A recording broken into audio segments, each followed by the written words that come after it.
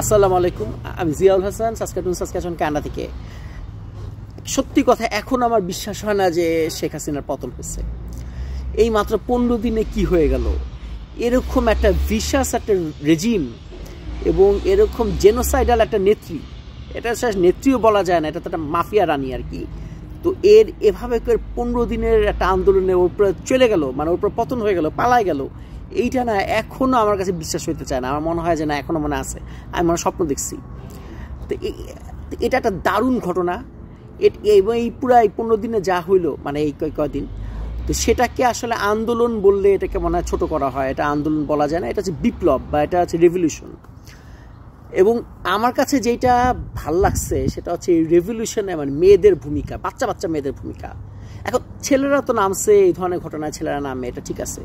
তারপর বয়স্ক মানুষরাও নামছে, বয়স্ক মহিলারাও নামছে, গার্মেন্টস শ্রমিকরা নামছে, রিক্সাওয়ালারা নামছে, সাধারণ চাকরিজীবীরা নামছে, এটা তো নামছে, এটা তো হইতেই পারে। বাট পিচ্ছি পিচ্ছি মেয়ে, যেমন ধরেন আপনার ফার্স্ট ইয়ার সেকেন্ড ইয়ারে পড়ে বা স্কুলে পড়ে, 9-এ পড়ে, 10-এ পড়ে, এরকম মেয়েদের যে ভূমিকা, এরা যে নামছে, এটা অসাধারণ।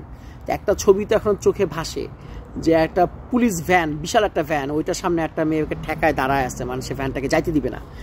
এখন এই ভ্যানটাও তোকে চাপা দিয়ে চলে যেতে পারতো, ইজিলি চলে যেতে পারতো। এরকম তো আমরা দেখছি, আমরা তো একটা ভিডিও দেখছিলাম র্যাবের একটা গাড়ি কয়েকজনকে চাপা দিয়ে চলে গেল, তো ভ্যানটাতে যাইতে পারতো।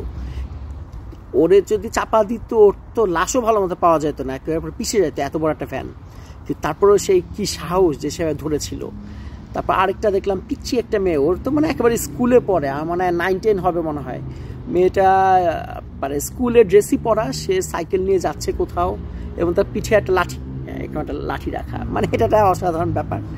এটা মানে বলার মতো না আর কি। এই মেয়েগুলা যেই বলা যায় যে যেই তারা মানে সোয়াগ দেখাইছে আর কি, সেটা অসাধারণ। আর স্পেশালি যেটা বলতে হয় সেটা হচ্ছে নুসরাত তাবাসসুমের কথা।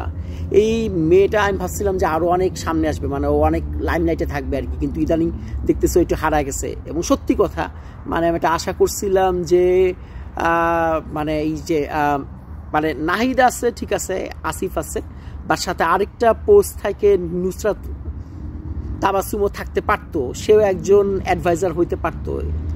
আর আরেকটা যে ছেলে সার্জিস, ও থাকতে পারতো। বাট ওর থেকে আমি নুসরাত তাবাসসুমকে বেশি আশা করছিলাম যে ও হয়তো বা একটা ইয়ে পাবে, একটা কোনো পদ বা কিছু একটা পাবে, বা সেও একজন অ্যাডভাইজার হবে। কেননা মেয়েটার ক্রেডিট কিন্তু আসলে সাংঘাতিক, এটা কিন্তু চিন্তার বাইরে। সে তো সমন্বয় করছে বা যা তো করছে ইত্যাদি করছে, এবং সেও ডিবি অফিসে ছিল, তার উপর অত্যাচার হয়েছে, সেও অনশন করছে, সবই করছে। কিন্তু আপনি চিন্তা করে দেখেন যে কোনো একটা ছেলের থেকে তার জন্য চ্যালেঞ্জ অনেক বেশি ছিল, এটা তো বলাই যায়।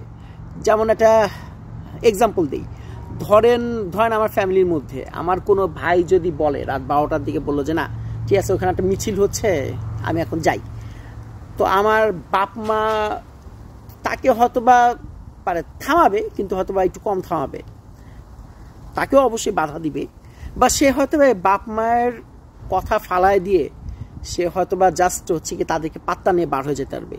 কিন্তু আমার যদি বোন হয়, তার জন্য এটা অনেক বেশি ডিফিকাল্ট। এমনকি সে বার হয়ে রাত্রেবেলায় 12টার সময় সে ধরেন মোহাম্মদপুর থেকে শাহবাগ যাবেও বা কেমনে, তার জন্য ওইটাও একটা চ্যালেঞ্জ। তো মেয়েদের জন্য চ্যালেঞ্জ 100% অনেক বেশি। আমি মানে ফিজিক্যাল চ্যালেঞ্জের কথা বলতেছি না, তাদের শক্তি কম সেটা না, কিন্তু এমনিতে মানে সামাজিক বাধা, সামাজিক পারিবারিক বাধা অনেক বেশি। তো এই বাধা ডিঙ্গায়, সেই সব বাধাকে পিছনে ফালায় সে যে ওইখানে গেছে, এবং সে যে এই ছেলেগুলোর সাথে সমানে ফাইট করছে। এবং আমি ওর মিছিলে, যেটা নিয়ে আমি থাম্বনেল বানাইছি, একেবারে মিছিলের সামনে সে যে স্লোগান দিচ্ছে, মানে মেয়েটা একটা আগুন। এবং ও ইনশাল্লাহ, আমি যাই না ও হয়তো বা ঢাকা ভার্সিটিতে কোন ডিপার্টমেন্টে পড়ে, আমি খুব পুরোপুরি যাই না। আমার ধারণা হচ্ছে বড় হয়তো বা সেকেন্ড ইয়ার বা থার্ড ইয়ার এত স্টুডেন্ট, বাট ওর সামনে ফিউচার খুবই ভালো। ইনশাল্লাহ সে একজন বড় নেত্রী হইতে যাইতেছে, এবং ভালো একজন নেত্রী হইতে যাইতেছে, বাংলাদেশে একজন ভালো নেত্রী পাচ্ছে, এ হচ্ছে ব্যাপার।